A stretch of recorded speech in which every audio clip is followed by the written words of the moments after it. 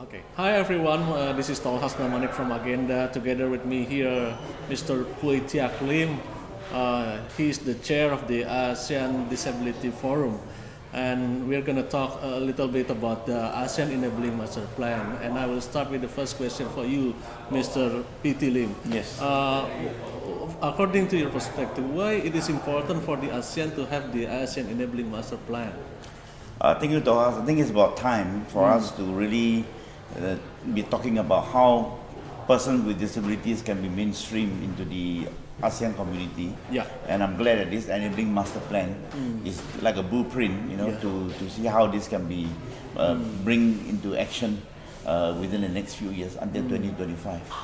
Okay. So since you are the chair of the ASEAN Disability Forum, why do you think that DPOs or the organization of persons with disability should take part in ensuring the success of this ASEAN Enabling Master Plan? Well, I'm first of all very staggered by the number of persons with disabilities in the ASEAN region.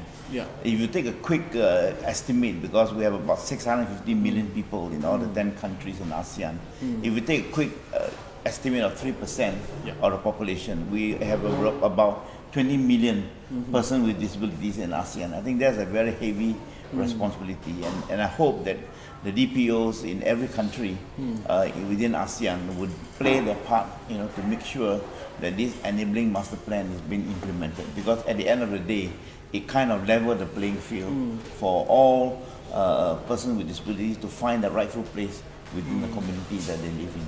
I think we don't have to aspire for every person with disability to reach a very high level, but whatever level of life that they can maximize their potential, I think that's the level that we are talking about. Okay. So what kind of role that DPOs in each country can play to support this?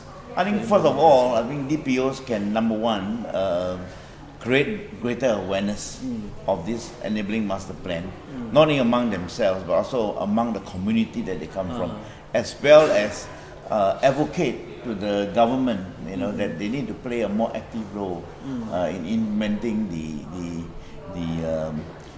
the recommendations of the enabling master plan. And the DPO themselves should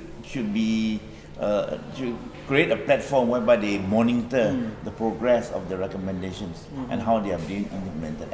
And where there are gaps in services, I think they should raise their voice.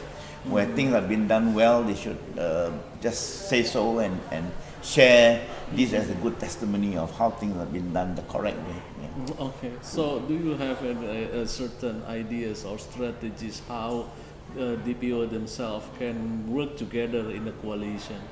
I think this is where the ASEAN Disability Forum comes in, because we are supposed to be a coalition of DPOs in the ASEAN region. So we on our part, ADF for short, we will be playing the role of gatekeeper and helping to galvanize the efforts of the various DPOs.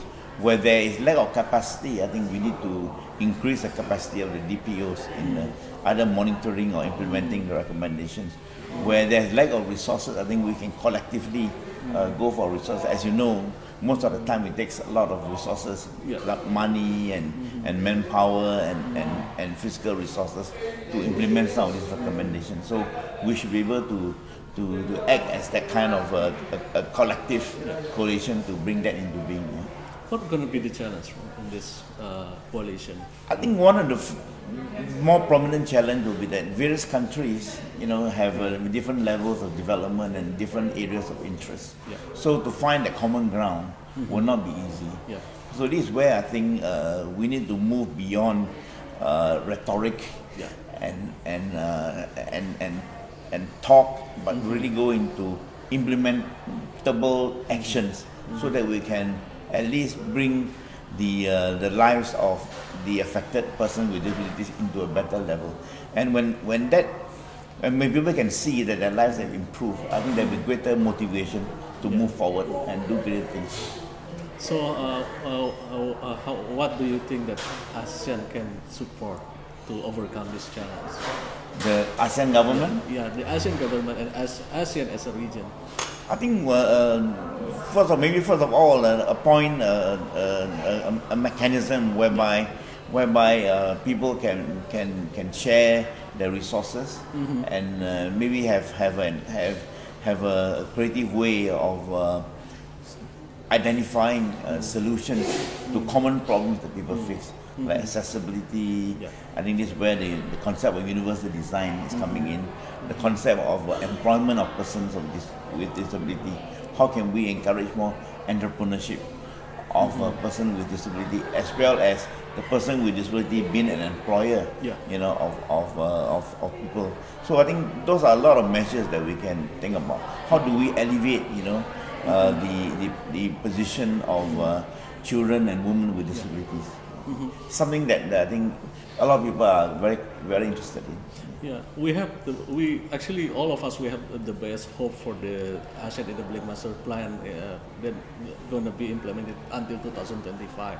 In your perspective, what's going to happen in ASEAN if it is implemented? I think when all these recommendations are being implemented and things are brought to a different level, I think we should have a more